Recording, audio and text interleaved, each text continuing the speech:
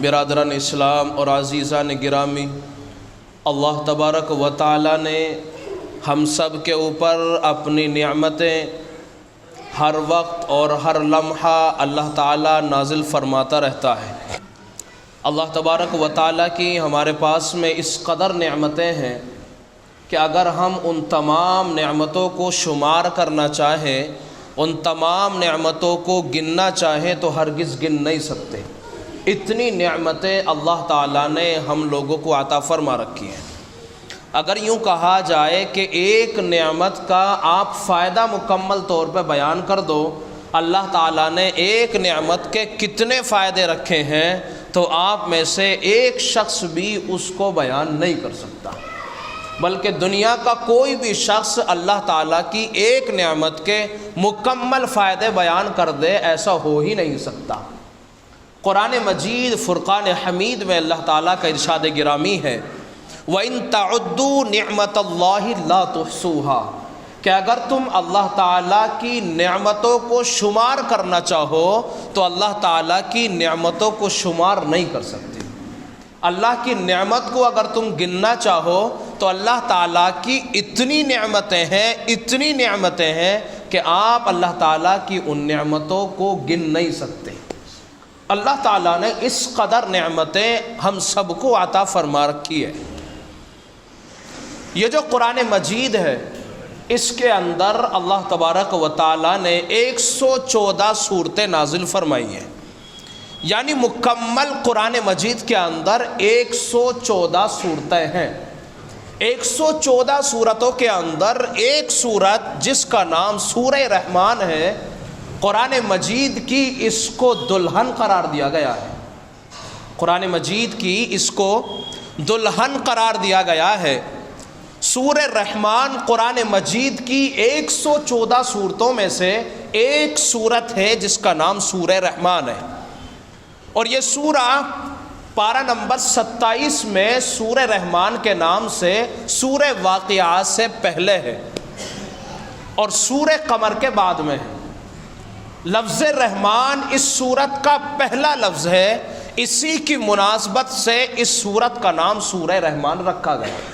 الرحمن، الرحمن یہ اللہ تبارک و تعالیٰ کی صفت ہے۔ قرآن مجید میں اللہ تبارک و تعالیٰ کی یہ صفت سورہ رحمان میں سب سے پہلے لفظ میں رحمان لفظ اللہ تعالیٰ لے کر کے آیا ہے۔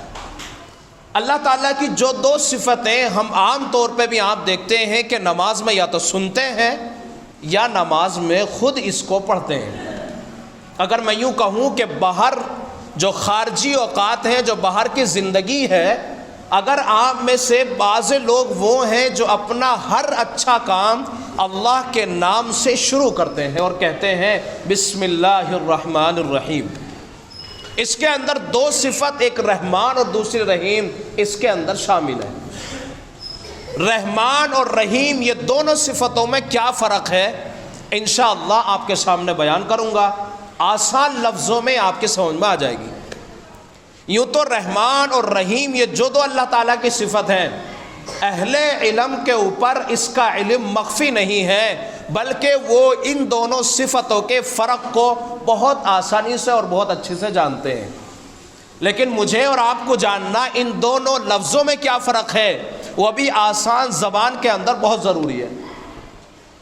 رحمان، لفظ رحمان جو اللہ تعالیٰ کی صفت ہے، اس کا تعلق دنیا سے ہے۔ دوسری صفت جو رحیم ہے، اس کا تعلق آخرت سے ہے۔ رحمان کا مطلب سمجھ لیں اللہ تبارک و تعالیٰ کی رحمتیں۔ رحمان کا مطلب یوں سمجھ لیں کہ وہ رحمان جو تمام مخلوقات کے اوپر رحمت نازل فرمانے والا ہے، وہ اللہ کے جس کی صفت رحمان ہے وہ اپنے ان بندوں کو بھی دیتا ہے جو اس کی اطاعت کرتے ہیں۔ اللہ اپنے ان بندوں کو بھی اپنی رحمت سے فائدہ اٹھواتا ہے ان لوگوں کے لیے جو اللہ تعالیٰ کی اطاعت کرتے ہیں، اور اللہ تبارک و تعالیٰ اپنی رحمتیں اس کے اوپر بھی نازل فرماتا ہے جو اللہ تبارک و تعالیٰ کی عبادت نہیں کرتے، غیر اللہ کی عبادت کرتے ہیں، اپنے اللہ کو چھوڑ کر کے دوسروں کے آگے اپنے ماتھوں کو ٹیک رہے ہیں اور اللہ تبارک و تعالیٰ کے مقابلے میں شرکا تیار کر رہے ہیں، اللہ تعالیٰ وہ ہے جس کی صفت رحمان ہے اور وہ ان لوگوں پہ بھی اپنی رحمت نازل فرماتا ہے۔ اللہ تبارک و تعالیٰ کی صفت رحمان، ان بندوں کے اوپر بھی اللہ تعالیٰ رحمت نازل فرماتا ہے کہ جو اس کی اطاعت میں لگے ہوئے ہیں۔ یوں سمجھ لیں کہ اللہ تعالیٰ ان کے لیے رزق بھی دیتا ہے، پانی بھی زمین سے نکال رہا ہے، آسمانوں سے بارشیں بھی ہو رہی ہیں، اللہ تعالیٰ زمین سے غلے کو بھی اگا رہا ہے، اور سمندروں اور جھیلوں اور تالابوں سے اللہ تعالیٰ اس کو فائدہ پہنچا رہا ہے۔ یہ بات میری اور آپ کی بھی عقل میں آتی ہے، کیونکہ سب وہ لوگ کہ جن کو یہ نعمتیں مل رہی ہیں یقیناً وہ اپنے رب کی اطاعت اور اس کے حکم پہ چل رہے ہیں، اس لیے مل رہی ہیں، لیکن وہ لوگ جو اس کی نافرمانی کرتے ہیں وہ ان کو یہ نعمتیں کیوں دے رہا ہے؟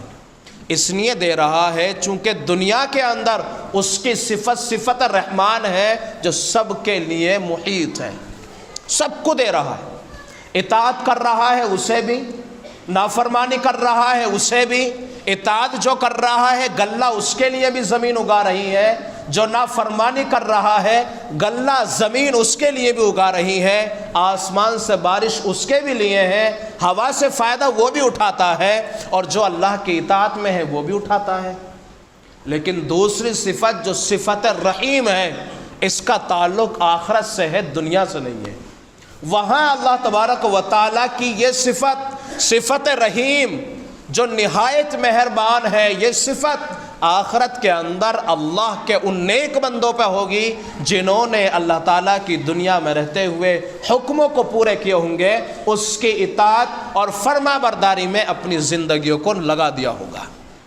یہ وہ لوگ ہیں جو دنیا کے اندر اللہ کی اطاعت اور فرما برداری میں لگے رہے، اللہ نے ان کو صفت رحمان سے بھی فائدہ اٹھانے کی توفیق دی، اور جب اللہ کی اطاعت میں لگے رہے تو آخرت میں صفت رحیم، اس سے بھی اللہ تعالیٰ نے فائدہ اٹھانے کی توفیق عطا فرمائی۔ یوں سمجھ لیں یہ جو صفت رحمان ہے یہ عام ہے، صفت رحیم خاص ہے۔ صفت رحمان عام ہے اور صفت رحیم خاص ہے۔ صفت رحمان عام کیوں ہے؟ سب کے لیے ہے، لیکن صفت رحیم عام نہیں بلکہ خاص ہے، اور صفت رحیم اللہ کے نیک بندوں کے لیے ہے۔ اس سورت کا آغاز سورہ رحمان اللہ نے اپنے صفتی نام سے جو آغاز کیا ہے اس لیے کیا ہے، اس بات کو بتانے کے لیے کہ اللہ تبارک و تعالی جس نعمت کا تذکرہ کر رہا ہے وہ بہت بلند ہے۔ سورہ رحمان کا اگر آپ مطالعہ کریں اور دیکھیں تو سورہ رحمان کے اندر اللہ تعالیٰ نے بہت بڑی بڑی نعمتوں کا تذکرہ کیا ہے، اور تذکرہ کرنے کے بعد میں ایک بڑی نعمت کا تذکرہ کیا، فوراً کہا فَبِأَيِّ آلَاءِ رَبِّكُمَا تُكَذِّبَانِ۔ اے انسان کی جماعت، اے جنات کی جماعت، تم اللہ تعالیٰ کی کن کن نعمتوں کو جھٹلاؤ گی، تکذیب کرو گی۔ اللہ تبارک و تعالیٰ کی کتنی بڑی بڑی نعمتیں جن کا تذکرہ قرآن مجید کی سورہ رحمان میں کیا، اور اللہ تبارک و تعالیٰ نے اس سورت کے اندر بڑی نعمتوں کا تذکرہ بیان فرمانے کے بعد میں انسان اور جنات کی جماعت کو مخاطب کر کے کہا، اے انسان اور جنات کی جماعت، تم اللہ تعالیٰ کی کن کن نعمتوں کو جھٹلاؤ گے؟ ایک جھٹلاؤ گے، دو جھٹلاؤ گے، تین جھٹلاؤ گے، چار جھٹلاؤ گے، کہنے پہ مجبور ہو جاؤ گے کہ یہ میرے رب کی نعمت ہے۔ اللہ تبارک و تعالیٰ نے اس سورہ رحمان کے اندر 31 مرتبہ ان الفاظوں کا تذکرہ کیا ہے۔ فَبِأَيِّ آلَاءِ رَبِّكُمَا تُكَذِّبَانِ 31 مرتبہ اللہ تبارک و تعالیٰ نے ان الفاظوں کو، ان تذکرے کو بیان فرمانے کے بعد میں اللہ تعالیٰ نے انسان کے دماغ کے دریچے کھول دیے، اور انسان کے دل کے وہ دروازے کھول دیے، اور انسان کو اس بات پہ مجبور کر دیا کہ انسان تجھے ماننا پڑے گا کہ تیری رب کی نعمتیں اتنی ہیں جن کو تو شمار نہیں کر سکتا۔ لفظ رحمان، الرحمن اس سورت کا پہلا لفظ ہے۔ اللہ تعالیٰ نے آگے جس نعمت کا تذکرہ کیا ہے، ان تمام نعمتوں میں سب سے اونچی، سب سے بڑی نعمت کا تذکرہ کرنے والا ہے، اور وہ ہے علم القرآن۔ کیا ہے؟ علم القرآن۔ رحمان کے بعد میں اللہ تعالیٰ ایک ایسے بڑی نعمت کو اور ایسی بڑی نعمت کا تذکرہ کرنے والا ہے جو دنیا کی اور آخرت کی تمام بڑی نعمتوں کے اوپر اگر حاوی ہو جائے تو مبالغہ اس بات کے اندر نہیں ہوگا، کیونکہ اللہ تبارک و تعالیٰ نے اپنے کلام کو آخری پیغمبر کے اوپر نازل فرما کر کے امت مسلمہ کے اوپر یہ بہت بڑا احسان فرما دیا، اور فرما دیا قد جاءتکم، تمہارے پاس میں آ چکی ہے، موعظۃ من ربکم، تمہارے پروردگار کی طرف سے نصیحت نامہ آ چکا ہے، سراپا رحمت ہے، سراپا ہدایت ہے ان لوگوں کے لیے جو ایمان لانے والے ہیں۔ قرآن مجید فرقان حمید اللہ تبارک و تعالیٰ کی اتنی بڑی نعمت ہے جس کا انکار کرنا چاہے تو انکار نہیں کر سکتا۔ اللہ تبارک و تعالیٰ نے سورہ رحمان، الرحمن کے لفظ کے بعد میں علم القرآن بیان فرمایا ہے، اور اپنی سب سے بڑی نعمت کا تذکرہ بیان فرمایا اللہ تبارک و تعالیٰ نے علم القرآن۔ رحمان وہ ہے کہ جس نے قرآن مجید کو سکھلایا ہے، رحمان وہ ہے کہ جس نے قرآن مجید کو سکھلایا ہے۔ علم یعلم تعلیما، اس کے معنی آتے ہیں جانکاری دینا، نالج دینا، سکھانا، لوگوں کو علم کے سے آگاہ کرنا، بتانا، وہ لوگ کہ جو بالکل نہیں جانتے۔ علم القرآن، اللہ نے وہ تعلیم عطا فرما دی ہے جو بالکل نہیں جانتے ان کو سکھلا دیا ہے۔ قرآن مجید کے نزول سے پہلے جس شہر جو جس علاقے کے اندر قرآن مجید کا نزول ہوا وہاں پڑھنے والے موجود نہیں تھے۔ قرآن مجید میں اللہ تبارک و تعالیٰ نے علم القرآن کے لفظ کو لانے کے بعد میں مسلمانوں کے اوپر، مومنین کے اوپر جو اپنی بڑی نعمت ہے اس کا تذکرہ بیان فرمایا۔ اب سمجھنا اس بات کو ہے کہ اللہ تبارک و تعالیٰ نے اتنی بڑی نعمت امت مسلمہ کو عطا فرما دی ہے، اور اس کا تذکرہ قرآن مجید میں جگہ جگہ بیان فرمایا۔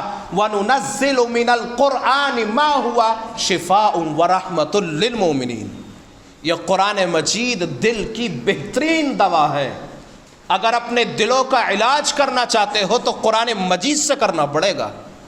شفاء لما فی الصدور، شفا، یہ شفا دینے والا لفظ کس سے آئے گا؟ اللہ تبارک و تعالیٰ نے بیان فرمایا یہ قرآن سے شفا ملے گی، تمہارے دل منور ہو جائیں گے۔ یا ایھا الناس قد جاءتکم موعظۃ من ربکم وشفاء لما فی الصدور، یہ دلوں کی شفا اگر ہے تو وہ نصیحت نامہ تمہارے پاس میں آ چکا ہے۔ اے لوگو، ضروری اس بات کی ہے کہ تم اس نصیحت نامے کو لیتے ہو کہ نہیں لیتے۔ وَہُدًى وَرَحْمَةً، یہ ہدایت بھی ہے اور رحمت بھی ہے للمؤمنین، مومنین کے لیے۔ اب دیکھنا یہ ہے کون اس سے اپنے دل کا علاج کرتا ہے اور کون اپنے دل کو ویران چھوڑ دیتا ہے، بنجر چھوڑ دیتا ہے۔ وَهُدًى وَرَحْمَةً لِلْمُؤْمِنِينَ، آگے اللہ تعالیٰ فرماتے قُلْ بِفَضْلِ اللَّهِ وَبِرَحْمَتِهِ، فرما دیجئے اے نبی صلی اللہ علیہ وسلم، بفضل اللہ، اللہ کے فضل سے، وبرحمتہ، اور اس کی رحمت سے، اللہ تبارک و تعالیٰ اپنا قرآن عطا فرماتا ہے، اپنی رحمت فرماتا ہے، اپنا فضل فرماتا ہے اس شخص کے اوپر جس کو قرآن مجید دے دیتا ہے۔ ظاہر بات یہ ہے امت مسلمہ کو ایک بہت بڑی نعمت مل جانا، قرآن مجید کا مل جانا، یہ امت مسلمہ کے لیے ہدایت بھی ہے، رحمت بھی ہے، اور یہ جو نعمت ملی ہے انسان کی کمائی سے نہیں بلکہ اللہ کے فضل اور اس کی رحمت سے ملی ہے۔ فَبِذَلِكَ فَلْيَفْرَحُوا، اے مومنو اس کے ملنے پر خوشیاں کیوں نہیں مناتے؟ یہ اللہ تعالیٰ کی اتنی بڑی نعمت ہے جو اللہ نے ہمیں عطا فرمائی ہے، وہ اگر ہمارے پاس میں نہیں ہے، اگر ہم سیکھے ہوئے اس کتاب کو نہیں ہے تو یاد رکھو یہ نعمت جو ہمیں اللہ تعالیٰ نے دی ہے ہم اس نعمت سے محروم ہیں، اور اگر مل گئی ہے تو پھر اس کے اوپر خوشی ہونی چاہیے۔ اور خوشی کیوں ہونی چاہیے؟ کیونکہ اللہ نے اپنے فضل سے، اپنی رحمت سے عطا کی ہے۔ یہ وہ کتاب ہے جو مومنین کے لیے رحمت ہے، سراپا ہدایت ہے۔ تو ملنے کے بعد میں اگر دل کو فرحت نہیں ہو رہی، اور انسان یہ خیال نہیں کر رہا کہ میں سب سے بہترین آدمی ہوں، تو سمجھ لیجئے کہ وہ قرآن مجید سے فائدہ اٹھانے والا نہیں ہے۔ سیدنا حضرت عثمان ابن عفان رضی اللہ تعالی عنہ حدیث مبارکہ پیارے آقا جناب رسول اللہ صلی اللہ تعالی علیہ وسلم سے ایک حدیث نقل فرماتے ہیں۔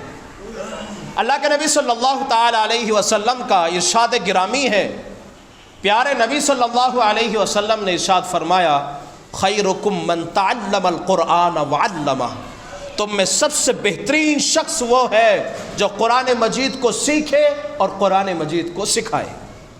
تمام انسانوں میں سب سے افضل انسان کس کو قرار دیا؟ سب سے بہترین انسان کس کو قرار دیا؟ اس کو جو قرآن سیکھتا بھی ہے، قرآن سکھاتا بھی ہے۔ اگر لمبی عمر ہو گئی ہے تو قرآن سیکھنے کی زندگی تو میرے خیال سے ختم نہیں ہو گئی۔ صحابہ نے 70 سال کی عمروں کے اندر بھی قرآن سیکھا ہے، صحابہ نے 65 سال کی عمر کے اندر بھی قرآن سیکھا۔ زبان ساتھ نہیں دیتی، لیکن رب تعالیٰ کی تو رحمتوں کا نزول ہو رہا ہے، اس سے تو محرومی ہرگز نہیں ہے۔ دیکھنا یہ ہے کہ میرے اور آپ کے گھر کے اندر کتنے بچے ایسے ہیں، کتنے جوان ایسے ہیں، کتنی خواتین ایسی ہیں جو قرآن کریم کی رحمت، اس کی برکت اور اس کی ہدایت سے محروم ہیں۔ اگر ہمارے گھروں کے اندر بچے محروم ہیں، یہ بچے محروم نہیں، ان کی نسلیں محروم ہیں، کیونکہ ان کے پاس میں جب قرآن مجید ہی نہیں ہوگا تو اللہ کی وہ جو رحمت جس کے بارے میں قرآن بیان فرماتا ہے، وہ لوگ کہ جن کو قرآن جیسی رحمت مل چکی ہے، اس کا فضل حاصل ہو چکا ہے، خوشیاں منائے، اور اس خوشی کے اندر یہ شامل نہیں ہوگا تو فرما دیجیے ہوا خیر مما یجمعون۔ وہ لوگ جو دنیا کا ذخیرہ جمع کر رہے ہیں، دنیا کا مال اور متاع، دنیا کی ہر نعمت ان کے پاس میں ہے، اگر قرآن مجید کی نعمت ان کے پاس میں نہیں ہے تو سمجھ لیجئے وہ انسان بہترین انسان ہو ہی نہیں سکتا۔ سب سے بہترین شخص وہ ہے جو قرآن مجید کو سیکھے اور سکھائے۔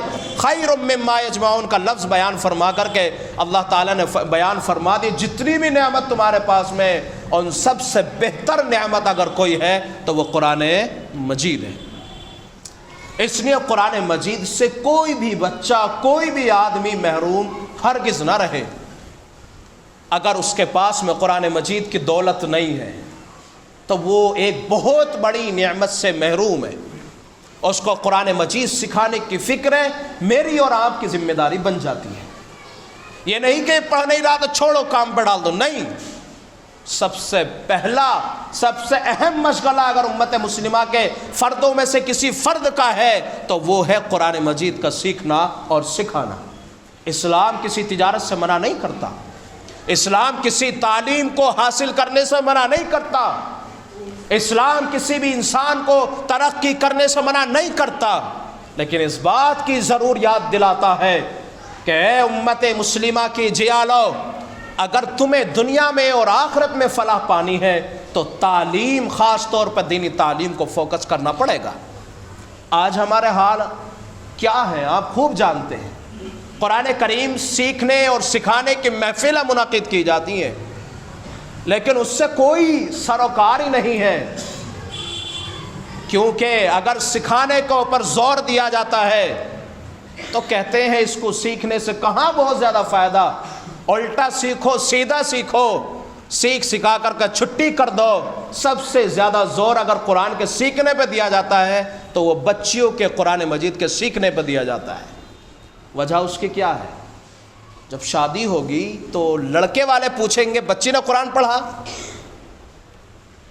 جی قرآن تو نہیں پڑھا، تو بھئی ہم شادی نہیں کر سکتے۔ کیوں؟ کیونکہ آپ کی بچی نے قرآن نہیں پڑھا۔ اور یہ جو لڑکی والا ہے جس نے قرآن اپنی بچی کو پڑھایا، اس نے کبھی نہیں پوچھا تیرا لڑکا بھی قرآن پڑھا ہوا کہ نہیں پڑھا ہوا، یا پوچھا ہے کسی نے؟ کوئی لینا دینا نہیں، یہ بچی قرآن پڑھی ہوئی ہونی چاہیے بس۔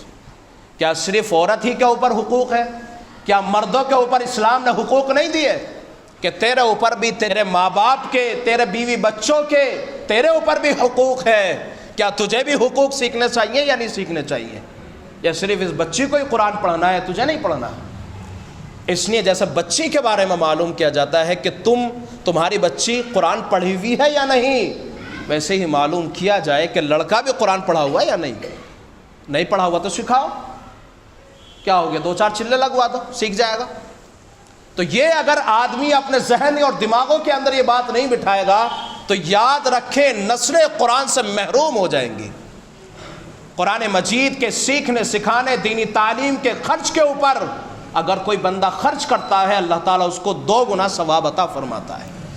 پہلا ثواب اللہ تعالیٰ اس کو عطا فرماتا ہے اس بات کا کہ وہ اپنے بچے کی تربیت کر رہا ہے، اس کو قرآن سکھا رہا ہے، اور دوسرا اللہ تبارک و تعالیٰ اس کو ثواب عطا فرماتا ہے اس بات کے اوپر کہ وہ دینی تعلیم کے اوپر پیسہ خرچ کر رہا ہے۔ کیا دنیا کی کوئی تعلیم ہے ایسی جس کے اوپر اللہ تبارک و تعالیٰ ڈبل اجر دیتا ہو؟ وہ صرف دینی تعلیم ہے جس کے خرچ کرنے پر اللہ تعالیٰ 2 گنا ثواب عطا فرماتا ہے۔